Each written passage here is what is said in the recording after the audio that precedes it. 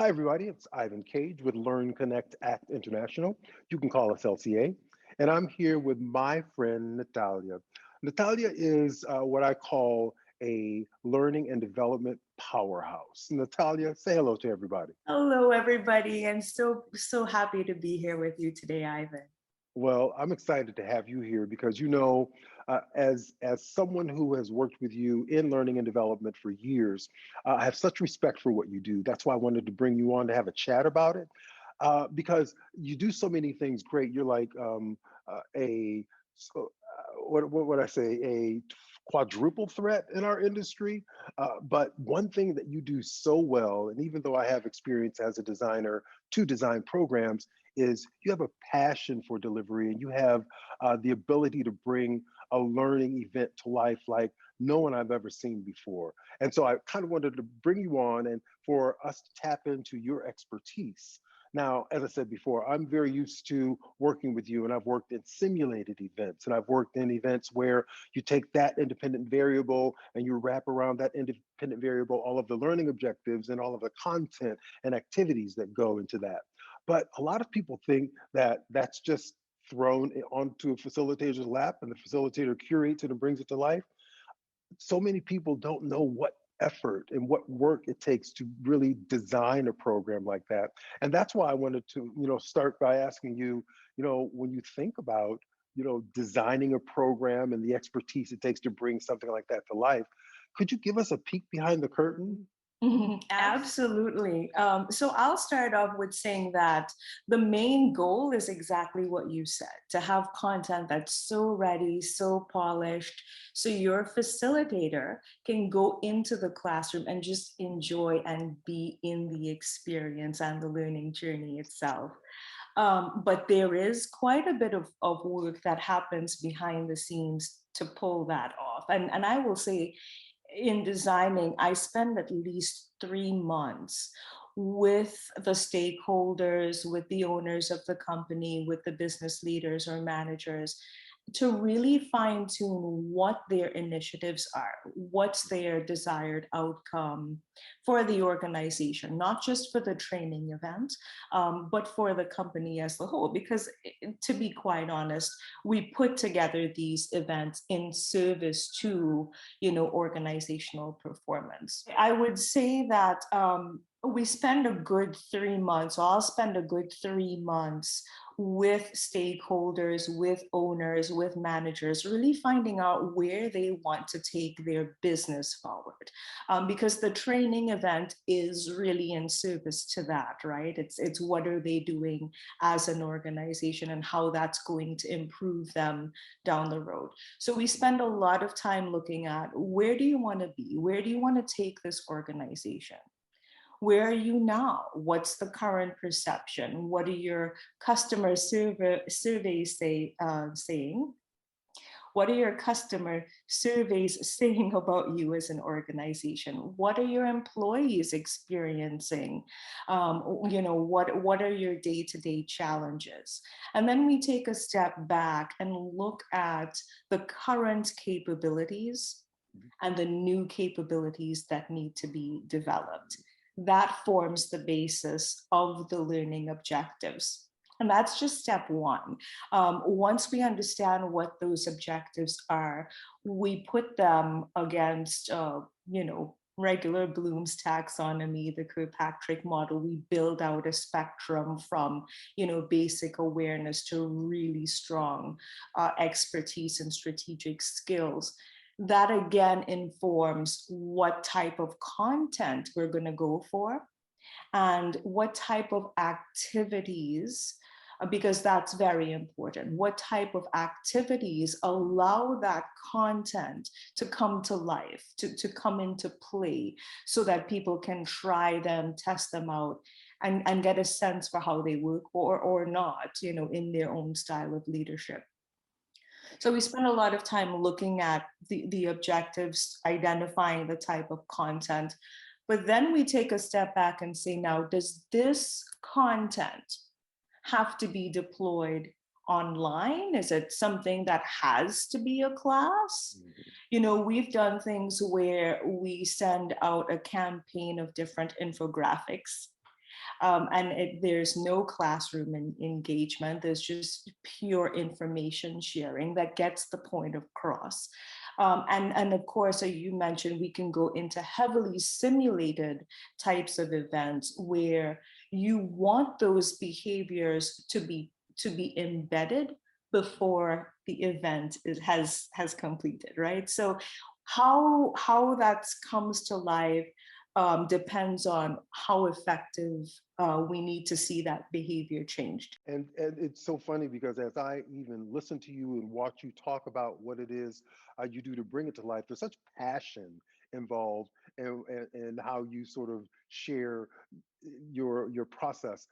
Why are you so passionate about designing, and what do you get out of it? Is there some sort of intrinsic value, something you get out of it for yourself that drives you to do it so well? It's for me, it's not so much about the design. Design is fun, and it feels like, it's beautiful for me to research a topic, go find the best and most effective technique, the one thing that if we do this right will, create a breakthrough outcome. So that part of it is really fun. So as you ask the question, I think it's design, but I think it's just really getting to those outcomes, making people better, making companies better, making our entire human experience better, how we relate, how we, what we offer to the market and why. I love it. I've heard you say in the past, if it isn't fun, it isn't done, right?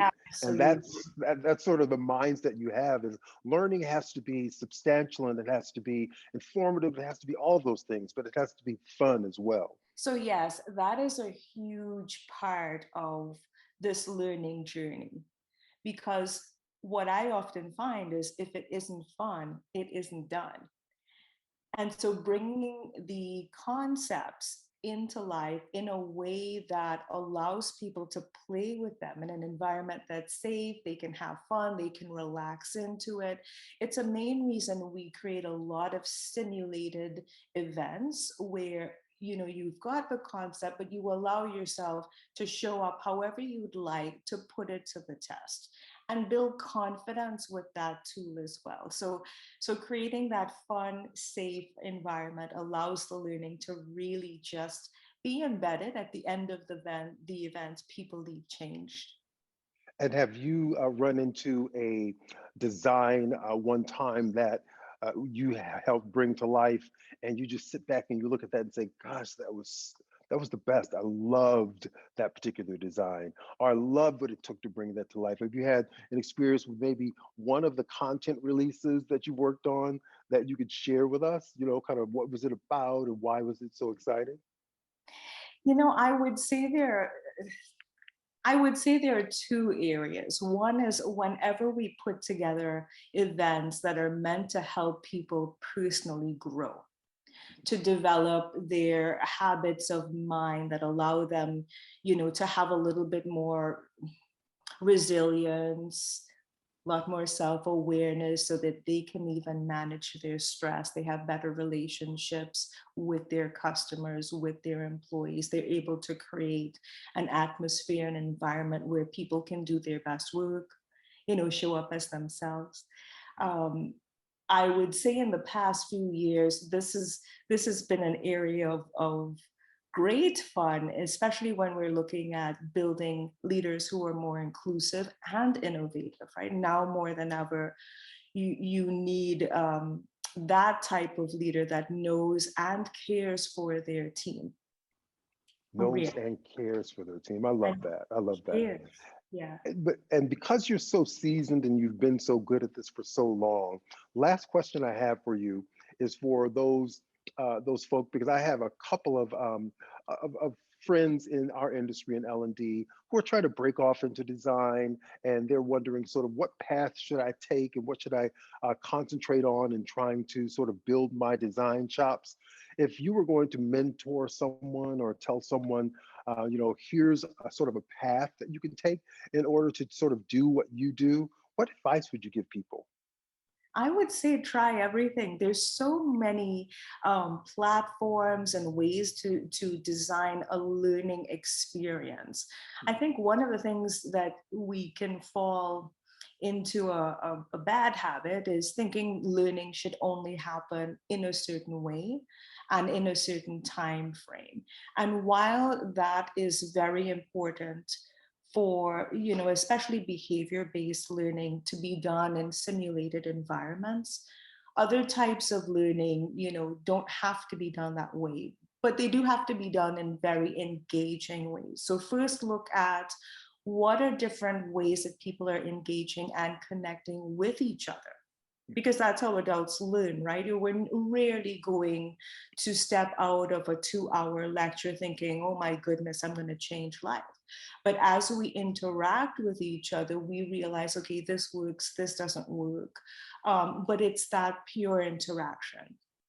Yeah. Like, Ivan, you will never know more about this topic than another person. I will never know more about a certain topic than you. From each other, we're going to learn. So you think about learning from how do you create an experience that is enjoyable Mhm. and effective and allows all of that to really surface, that whole environment to surface where people can play. And I love the fact that you brought to life the fact remains there's so many different ways to design and so many different design perspectives and so many different interventions that can be creative. It's like it's a situation pregnant with possibilities, right? Yeah, absolutely. Absolutely. And I think once you're happy and excited about outcomes, everything else sort of falls into place. I once had someone say to me or ask me, how do you get buy in for your designs?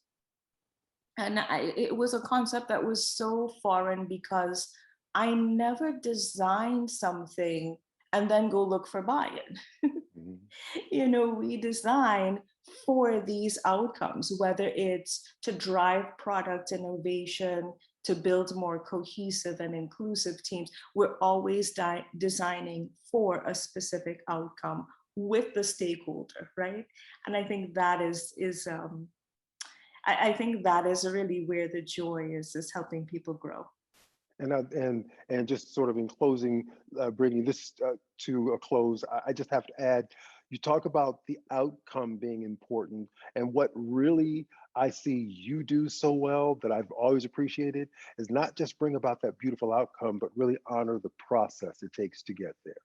Yeah. So, so I have to have you back to have another conversation about something that maybe you want to talk about, because this was my passionate sort of topic that I sort of asked you to come on and talk about. But will you come back and talk to us at a later time? Absolutely. I will be very happy to anytime. Well, I appreciate you coming on today. And so I will ask you just to say goodbye to everybody. Goodbye, everyone. That's what we chatted about today. Thanks. We'll see you later. Have a good day.